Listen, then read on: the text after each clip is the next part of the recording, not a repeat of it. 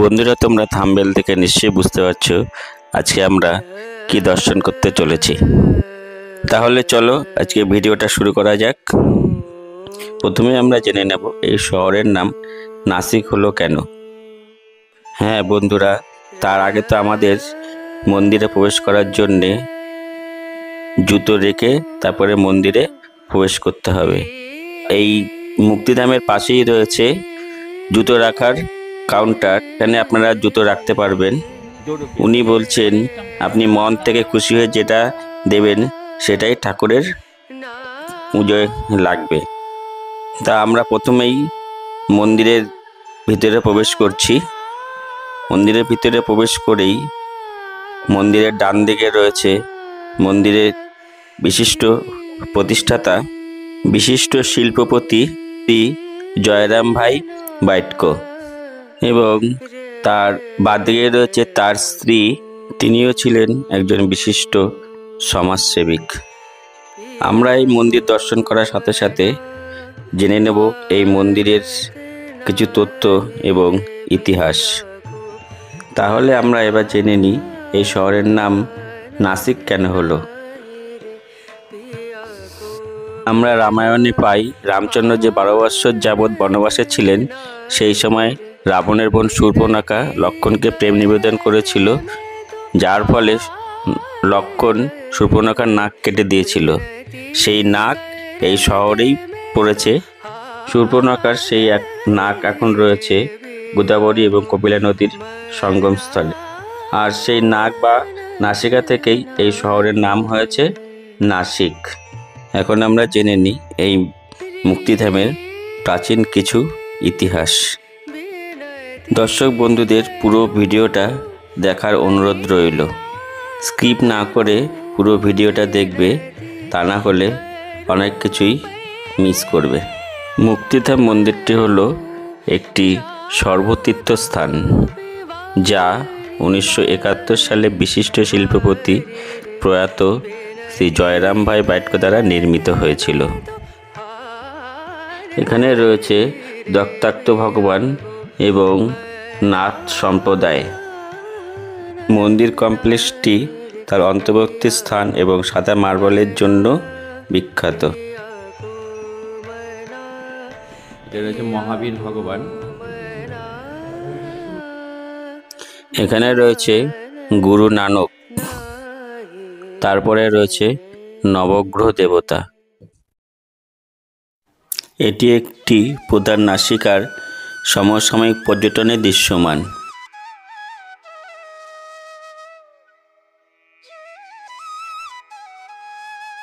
এখানে রয়েছে স্বামীনারায়ণের মূর্তি।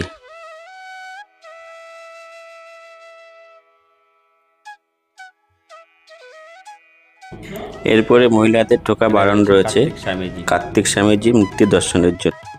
এখন আমরা দর্শন করব পুরো বৈদ্যনাথ ধাম।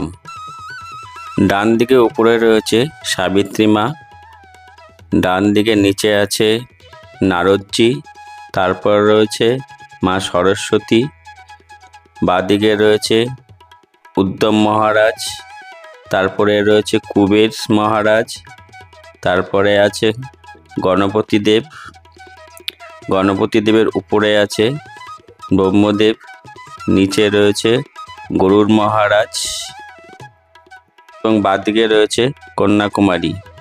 এই হলো বদ্রীনাথ ধাম।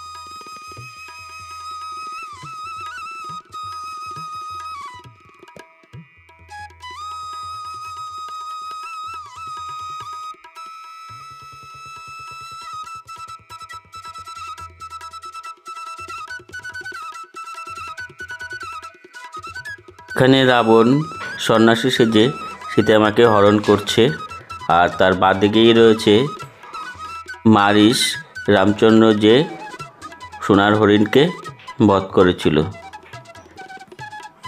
আর লক্ষ্মণ সীতামাকে দণ্ডি কেটে গিয়েছিল, সেই লক্ষ্মণ রেখা।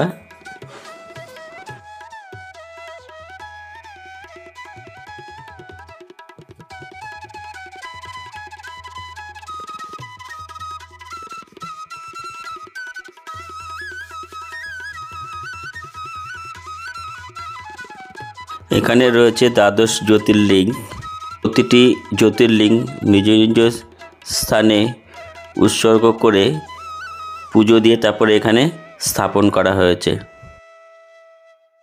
এখানে কি কি জ্যোতির্লিঙ্গ স্থাপন করা হয়েছে সেগুলো আপনাদেরকে একটু বলে দিই। এখানে রয়েছে সোমনাথ জ্যোতির্লিঙ্গ, মল্লিকার্জুন জ্যোতির্লিঙ্গ, মহাকালেশ্বর জ্যোতির্লিঙ্গ, ওঙ্কারেশ্বর জ্যোতির্লিঙ্গ, রামেশ্বর জ্যোতির্লিঙ্গ, ভীমাশঙ্কর জ্যোতির্লিঙ্গ, ত্র্যম্বকেশ্বর জ্যোতির্লিঙ্গ, বৈদ্যনাথ ধাম জ্যোতির্লিঙ্গ, কৃষ্ণেশ্বর জ্যোতির্লিঙ্গ, বিশ্বনাথ জ্যোতির্লিঙ্গ, নাগেশ্বর জ্যোতির্লিঙ্গ এবং কেদারনাথ জ্যোতির্লিঙ্গ।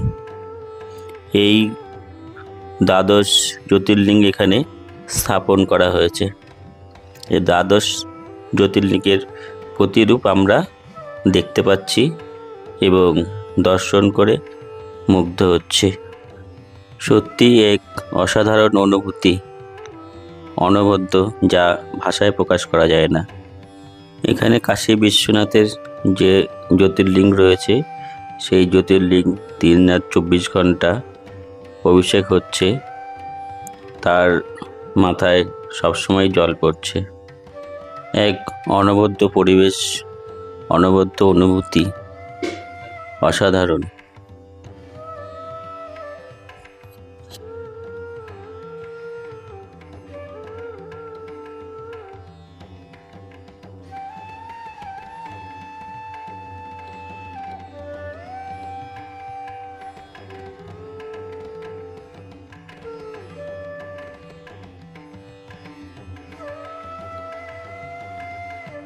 এখানে রয়েছে কৈলাস পর্বত। মহাদেবের জটার থেকে মা গঙ্গা অনবদ্য ধারায় বয়ে চলে এসেছে এই মত্তধামে।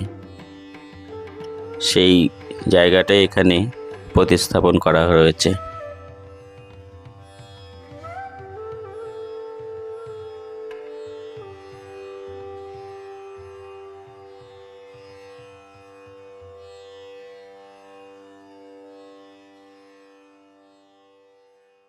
এই হলো পশুপতিনাগ জ্যোতির্লিঙ্গ, যেটি অবস্থান করছে কাঠমান্ডুতে, নেপালে। সেটাও আমরা এখানে দর্শন করছি। এই হলো সত্যযুগের দেবতা লক্ষ্মী নারায়ণ।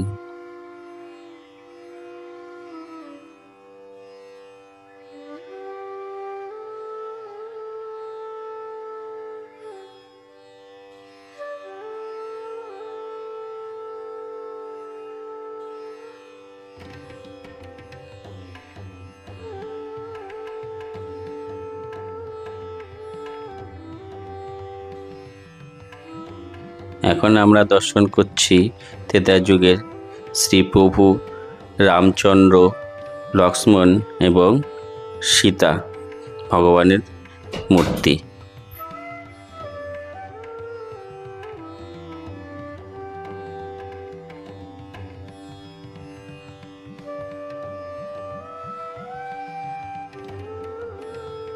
এখন আমরা দর্শন করছি দ্বাপর যুগের শ্রী ভগবান শ্রীকৃষ্ণ এবং রাধা এর যুগল মিলন।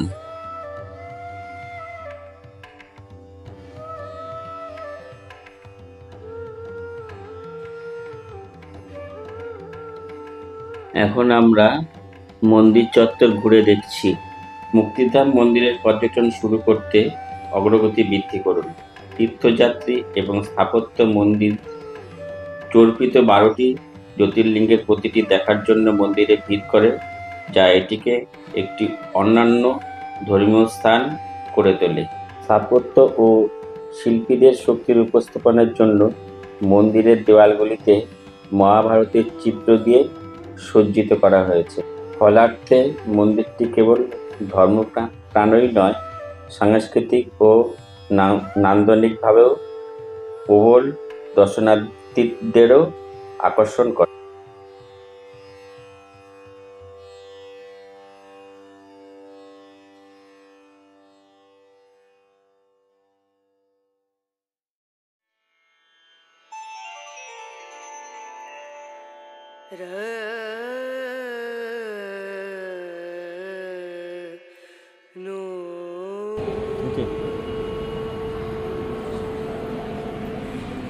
যে রামচন্দ্রের চরণ,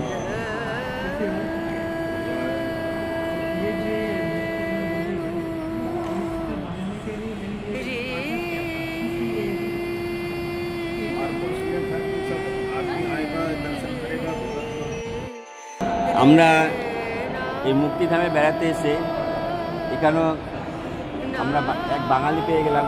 আর বাঙালি মানেই একটা আরও মনটা পুরো ভরে গেল। তা বলুন, কী কী ঘুরলেন আপনারা? ত্রম্বকেশ্বর মন্দির, ব্রহ্মগিরি পর্বত, তারপর পঞ্চবতী তপবন যা যা আছে দেখে এইখানে স্টেশনে এসেছিলাম। আমাদের ট্রেন রাত্রেবেলা বলে কাছাকাছি কী আছে দেখার জন্য বললো মুক্তিধামে যেতে। এখানে এই মুহূর্তে আমরা এসেছি, এত ভালো লাগলো ঘুরে। তারপরে এখানে এসে বাঙালি ব্লগারদের থেকে আরোই ভালো লাগলো।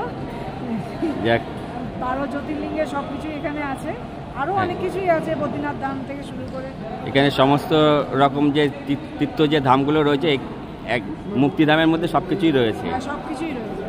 হ্যাঁ, যা খুব ভালো লাগলো। দিদি কোথার থেকে এসেছেন? আমি বরানগর থেকে। আমি নবদ্বীপ ধাম। আচ্ছা, খুব ভালো লাগলো আপনাদের সাথে পরিচয় হয়ে। যা খুব ভালো থাকবেন। Thank you.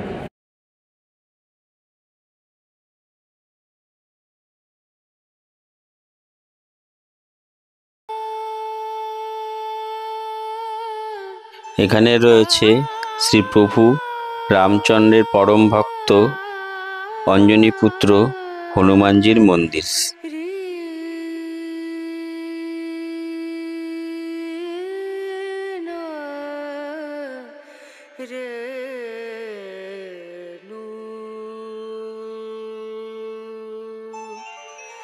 ये मंदिर आने से चारों धाम का दर्शन एक जगह होता है। द्वारकाधीश, जगन्नाथपुरी, बद्रीनाथ, केदारनाथ, रामेश्वर प्लस 12 ज्योतिर्लिंग एक जगह, इसलिए ये मंदिर का नाम मुक्तिधाम रखा गया है।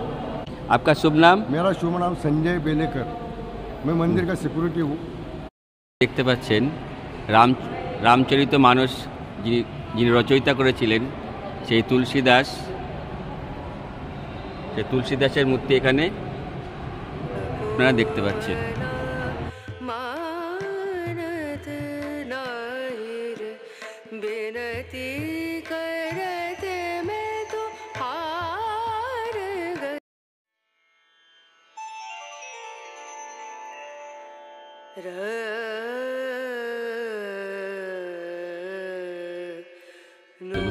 পার্কের মতো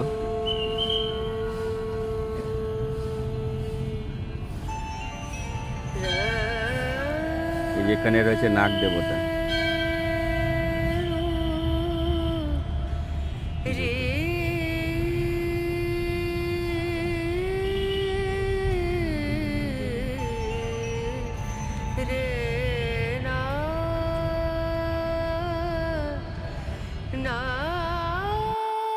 মন্দির চত্বরটা আপনাদেরকে একটু দেখিয়ে দিই, কত বড় মন্দিরটা একটু দেখুন।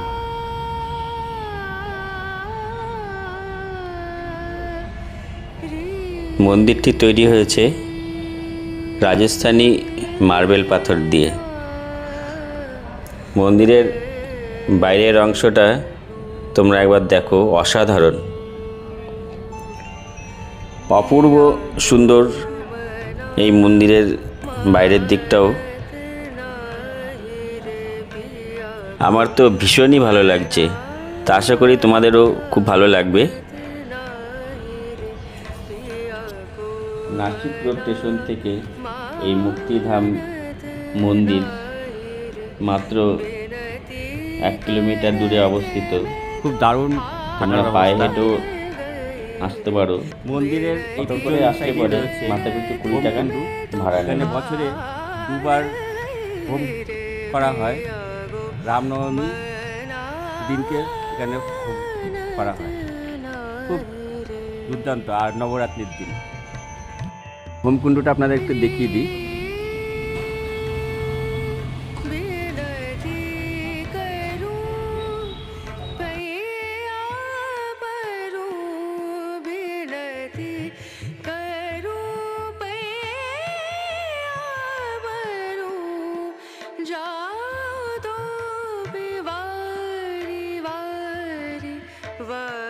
সন্ধ্যা আরতি আপনারা দেখতে পাচ্ছেন। সত্যযুগের যে নারায়ণ ছিলেন লক্ষ্মীনারায়ণ, সেই লক্ষ্মীনারায়ণ দেবীর সন্ধ্যা আরতি চলছে।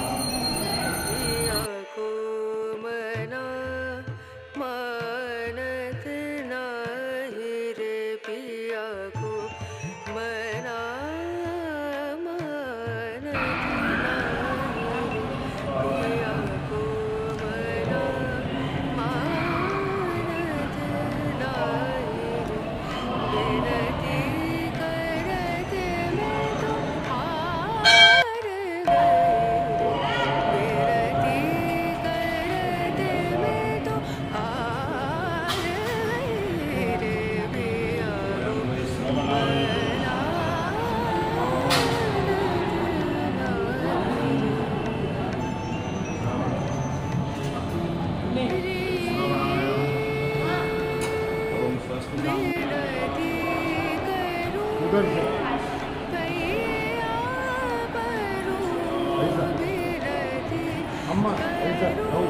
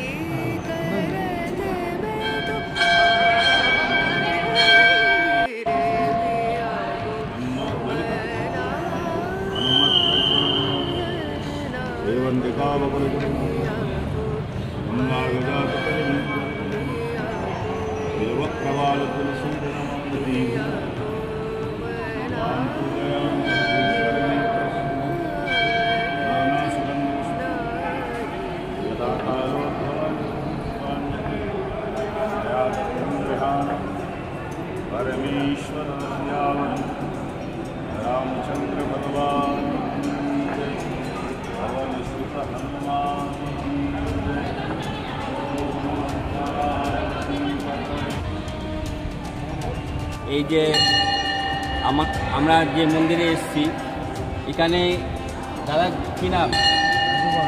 রাজু বাহাদুর। কি করেন? রাজু বাউরি। আচ্ছা, দাদার নাম হচ্ছে রাজু বাউরি। তা মন্দিরে কি কাজ করেন? আমি মন্দিরে আপনার পোশাক বানাতে খুব সুন্দর। আমরা বাঙালির দেখা পেতেই পারি। এই আরেক ভাইকে আমরা এই মন্দিরে পেয়ে গেলাম, খুবই ভালো লাগছে এই মন্দিরে। আর আপনি তো বেশ মহান কাজ করছেন, মানে খুব সুন্দর একটা কাজ করছেন, যে ঠাকুরের যে পোশাক তৈরি করছে, মানে অসাধারণ। খুবই ভালো লাগলো, একদম মন প্রাণ জুড়িয়ে গেল। ভালো থাকবেন। জয় মহারাষ্ট্র।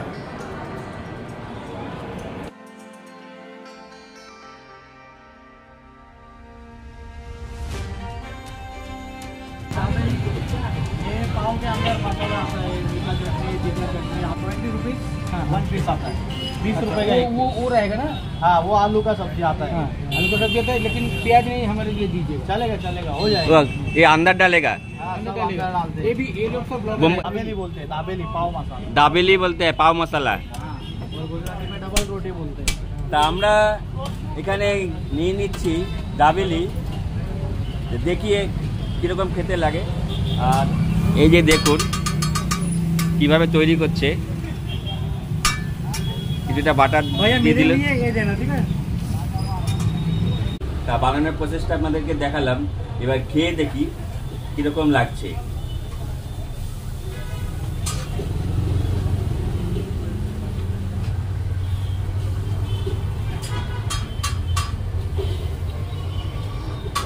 খারাপ লাগছে না, মোটামুটি ঠিকই আছে। এটা নতুন ধরনের খাবার, ভালোই লাগছে। এই দেখতে পাচ্ছেন আঙুরের বিভিন্ন প্রসেসে আঙুর তৈরি হয়েছে এখানে। এই আঙুরগুলো আপনি দেখে নিন, দেখাচ্ছি।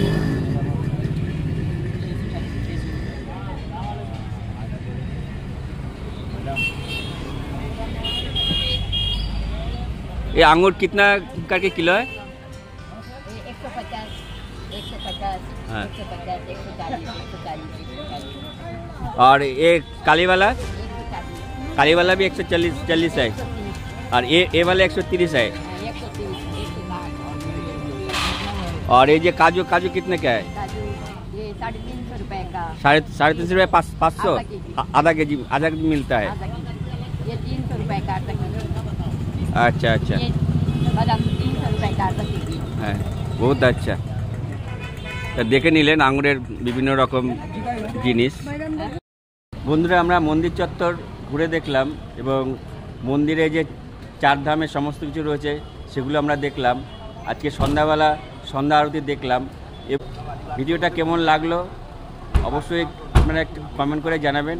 আপনাদের এই ছোট্ট একটা কমেন্ট আমাকে ভীষণ উৎসাহ জাগায় আরও নতুন জায়গায় যেতে এবং নতুন আরও ভালো ভিডিও তৈরি করতে। সবশেষে ভিডিওটা একটি লাইক করে দেবেন, অনুরোধ রইল। ভিডিওটা এখানেই শেষ করছি। দেখা হচ্ছে আপনাদের সাথে পরবর্তী ভিডিওয়ে। তো চলুন, টাটা।